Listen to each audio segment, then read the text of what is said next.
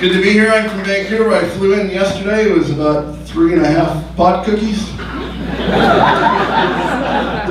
My kind of people. So my job is what I do. I'm a full-time comic and a part-time pharmacist. It's a home-based pharmacy and cash only. I should take you on tour.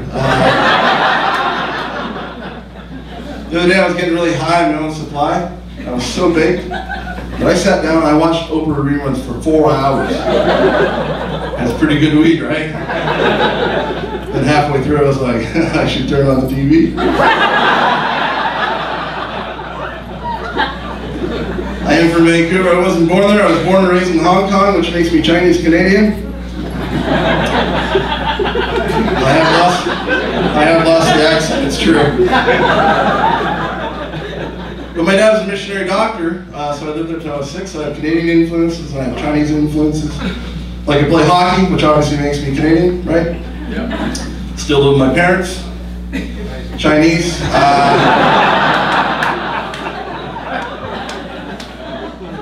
I'm a really, really horrible driver. Which makes all of us racist.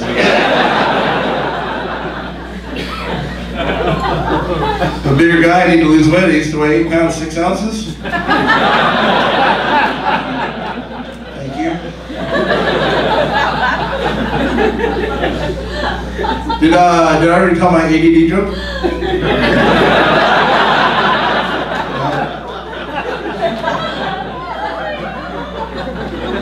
I think it's funny when people tell you that laughter is the best medicine. Those people have never had diarrhea. Trust me, you'll poop your pants, sir. I learned that lesson the hard way 3 times. And if you have diarrhea, you do not want to reach for laughter, right? Laughter's not in the top 10. I actually have ADD. I have ADHD, mine's in high def. Like, it's crystal clear 1080p. I got it at Costco. Like I said, I was trying to self-medicate, but it was working too well. I was too focused. So I went to my doctor, and he gave me a prescription, and then 3 or 4 months later, I went to my pharmacist. It was too late. I've been going to her for years, and she handed me a box of pills and a bill for $130. I'm a comic, right? I mean, I'm like, $130? I can get weed for 30. And she's like, where? So I gave her my number, and when I get home, I don't do a lot of manufactured drugs anymore, right? Like if I have a headache, obviously I take Tylenol, or if I get to have sex after a show, I take the morning after pill, you know, safety first. So I read the directions on this box in big red letters, and warning, do not take this medicine with alcohol. And I was like, how the hell are you supposed to swallow? I don't know how some of you ladies do it, but keep on doing it. Hashtag blowjob.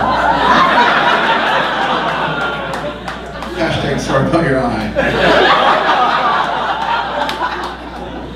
This is fun.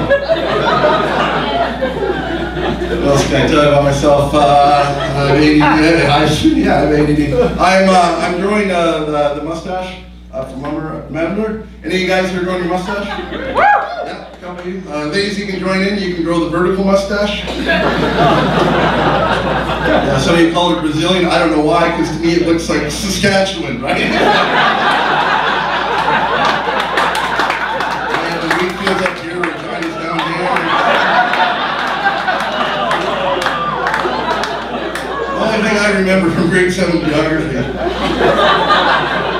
So I have my family, right? And I have prostate cancer, so I do a lot of fundraising and whatnot. I have to go in once a year now. I'm 35, and a doctor gives you an exam, a prostate exam, and he sticks his finger in your bum. And he goes, all right, you're good to go for another year. And I was like, I will never be good again. What the hell was that for?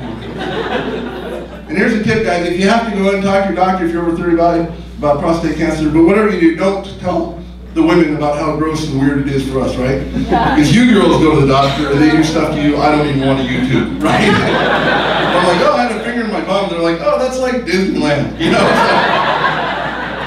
So, don't tell the secrets. I tell the secrets. First time I went in was on Take Your Kid to Work Day. Poor kid. I really didn't know what to expect, so I YouTubed it, right? So I get in there, I'm hanging on to the lady stirrups, right? My pants are on my ankles. And I started freaking out. I was like, oh my God. And it wasn't prostate cancer. I was just like, don't get a boner, don't get a boner. I'm flexing my calves, thinking about hockey.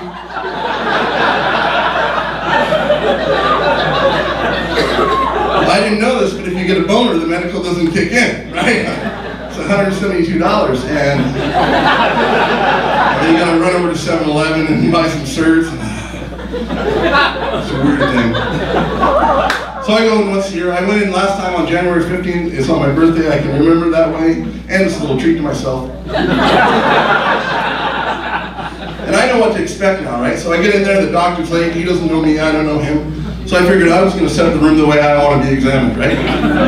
So I walked over, I dimmed the lights, ports were low, you know, I put on some Hall & Oates, like, I am ready for this dude. I get up to the ladies' strips, and I am buck naked, there's a cold wind in my back. And the doctor sneaks up from behind me, he puts his hand on the small of my back, right where I like it, you know? I turn around and I go, hey buddy, can you use 2 fingers this time? He was like, what the hell? I was like, well, I'm already in here, I might as well get a second opinion. One for you, one for me. And awesome. But here's the good news, boys, I'll share it with you because he shared it with me. They did research down in Australia, and what they found was guys who masturbated only 5 times a week, their chance of getting prostate cancer dropped by 33%, which is great news, right? Because I did the math in the car on the way home, I'm down 74%. I still have 20/20 vision. I have to memorize the eye chart for that. And I was like, oh my God, I had no idea that I've been fighting cancer single-handedly ever since 1984, that first Sears catalog, you know what I'm saying? Which would have been good information to have when we were kids, eh boys, you know? Parents like, hey, you're late for school. Like, I'm fighting cancer, I'll be right back. Hey, I'm Kettner, enjoy the rest of the show. Good night, cheers.